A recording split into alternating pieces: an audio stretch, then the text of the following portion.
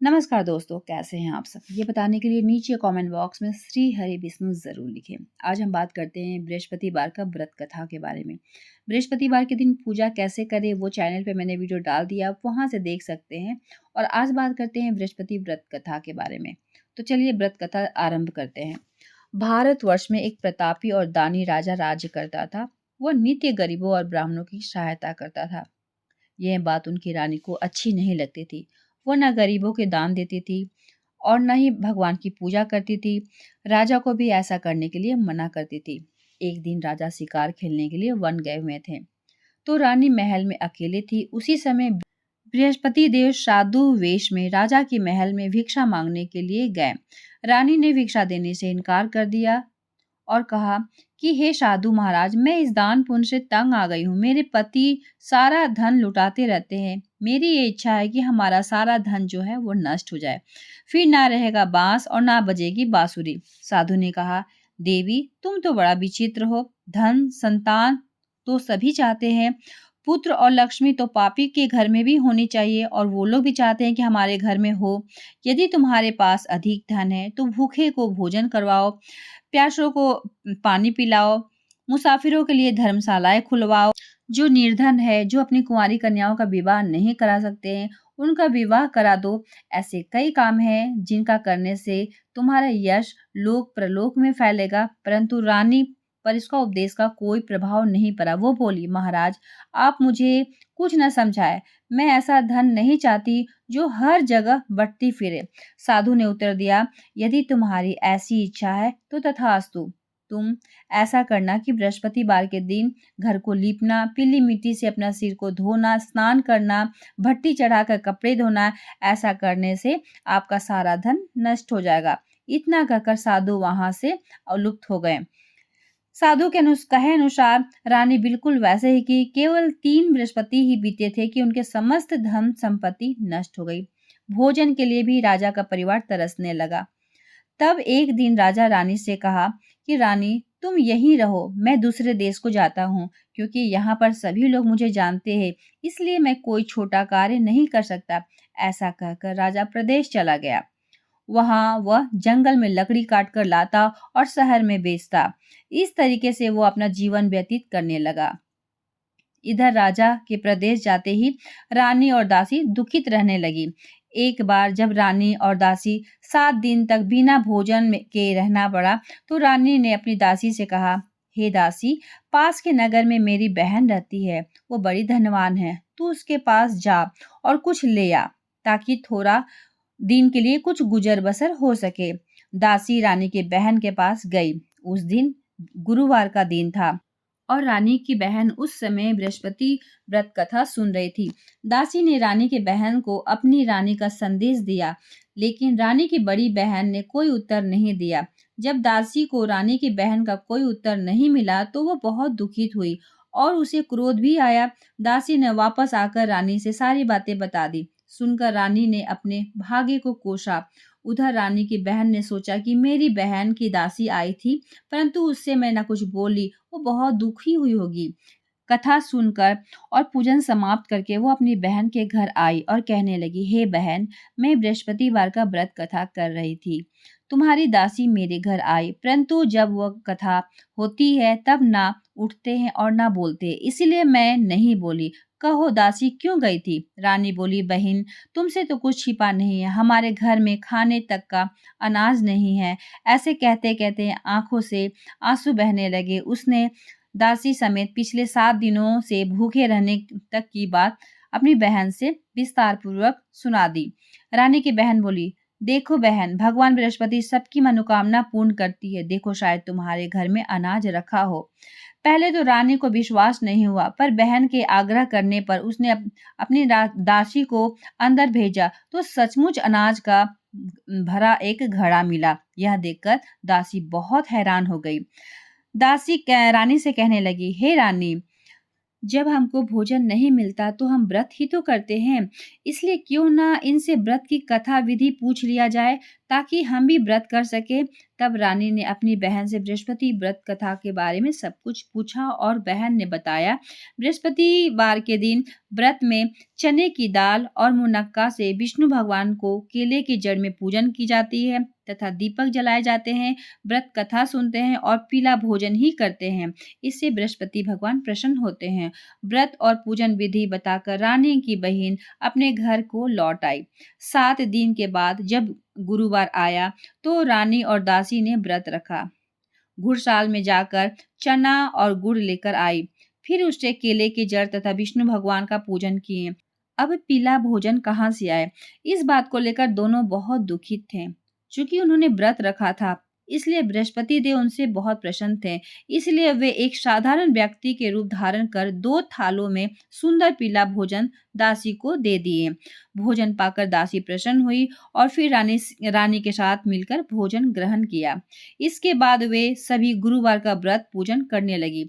बृहस्पति भगवान की कृपा से उनके पास फिर से धन संपत्ति आ गई, परंतु रानी फिर से पहले की तरह आलस करने लगी।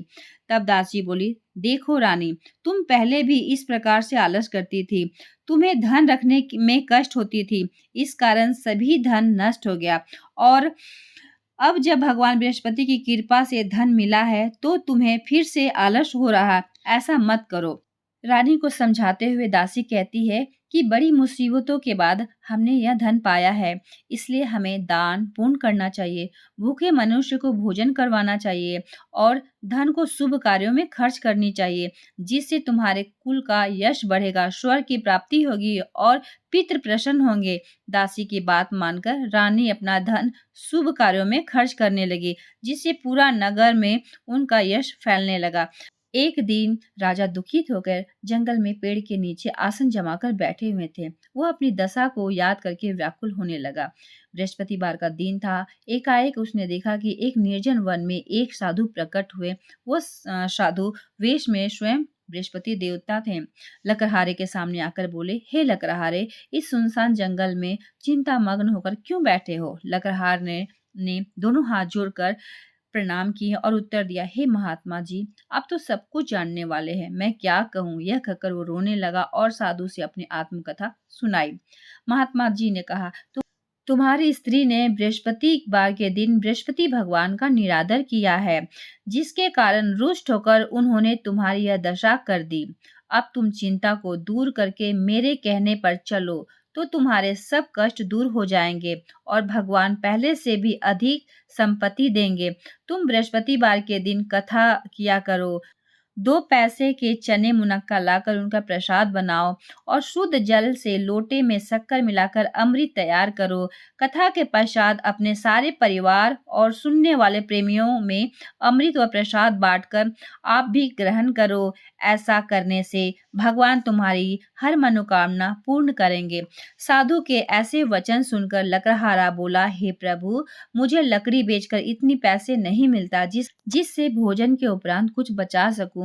मैंने रात्रि में अपने स्त्री को व्याकुल देखा, मेरे पास कुछ भी नहीं जिससे मैं उसकी खबर मंगा सकूं। साधु ने कहा, हे लकड़हारे, तुम किसी बात की चिंता मत करो। बृहस्पतिवार के दिन तुम रोजाना की तरह लकड़ी लेकर शहर को जाओ।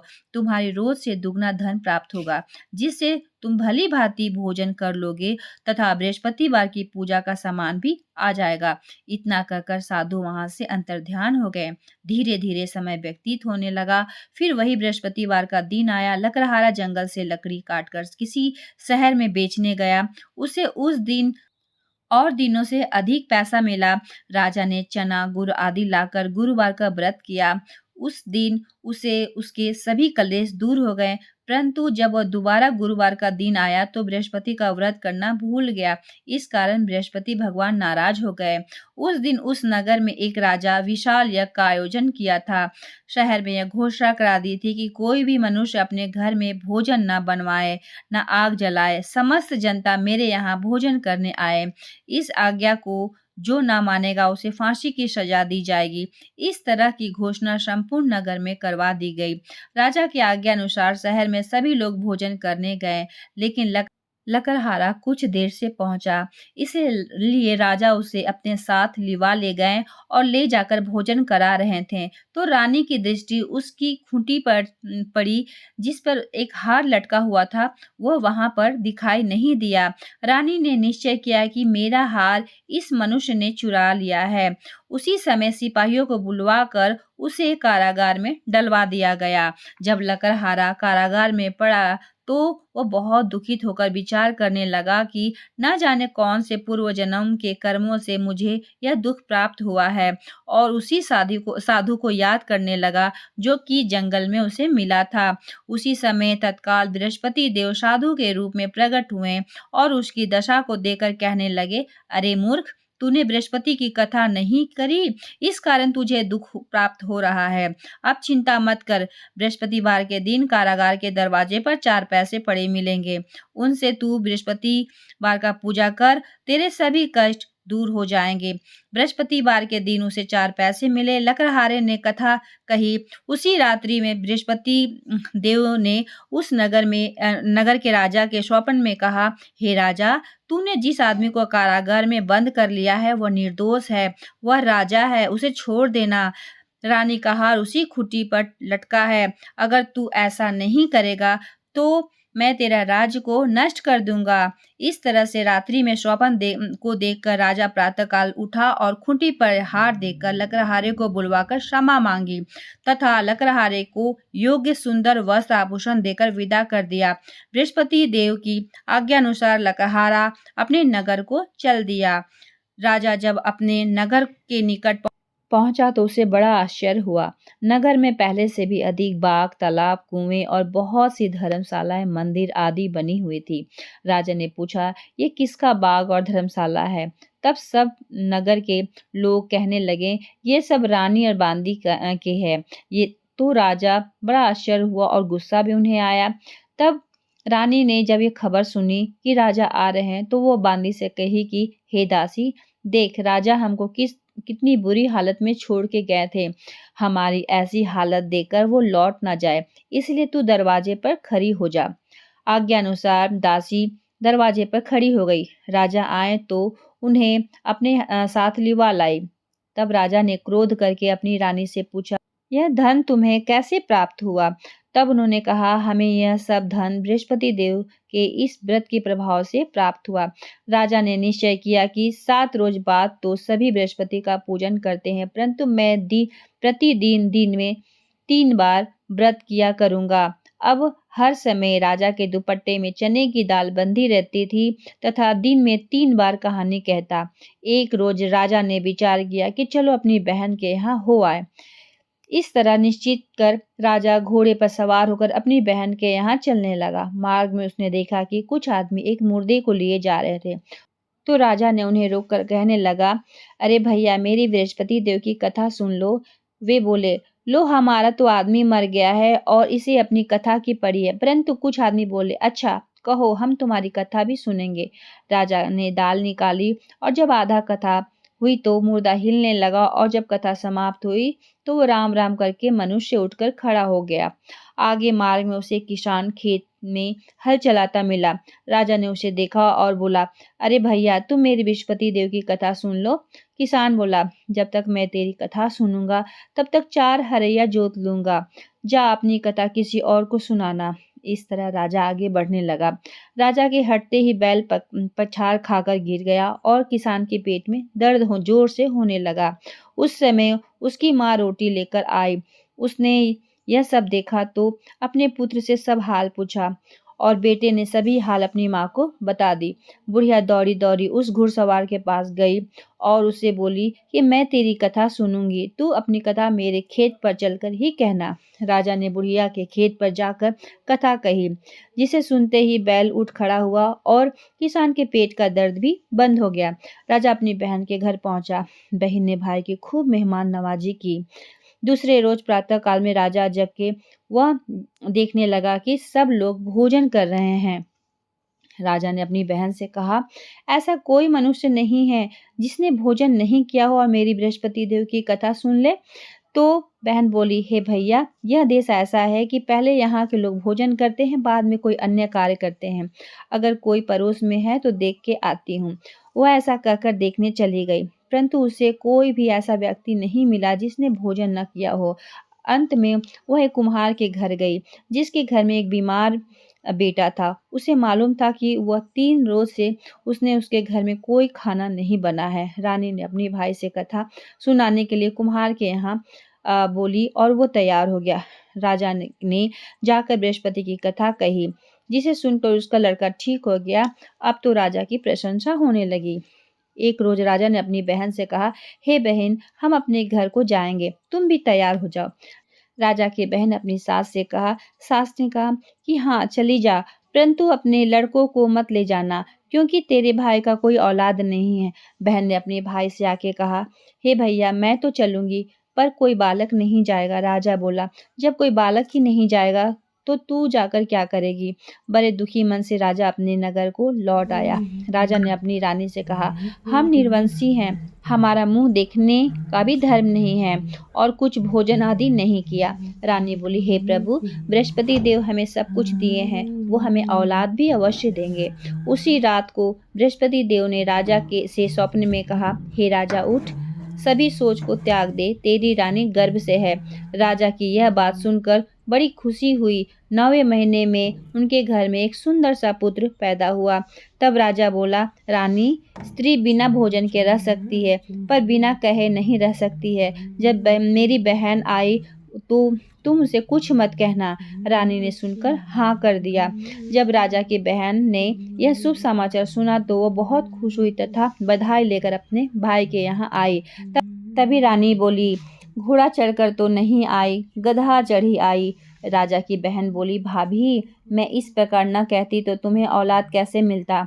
बृहस्पति देव ऐसे ही हैं, जैसे जिसके मन में कामनाएं हैं सभी को पूर्ण करते हैं। जो सद्भावना पूर्वक बृहस्पति का व्रत करता है एवं कथा पढ़ता है अथवा सुनता है और दूसरे को सुनाता है, बृहस्पति देव उनके सभी मनोकामना को पूर्ण करता है।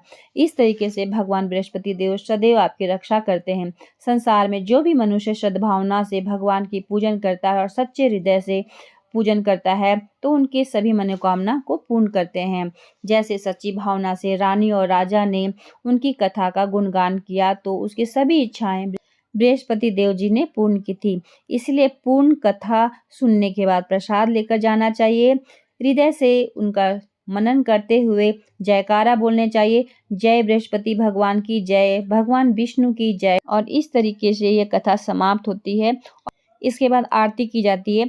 जय बृहस्पति देवा, ओम जय बृहस्पति देवा, छिनी छिनी भोग लगाऊं, कदली फल मेवा, ओम जय बृहस्पति देवा।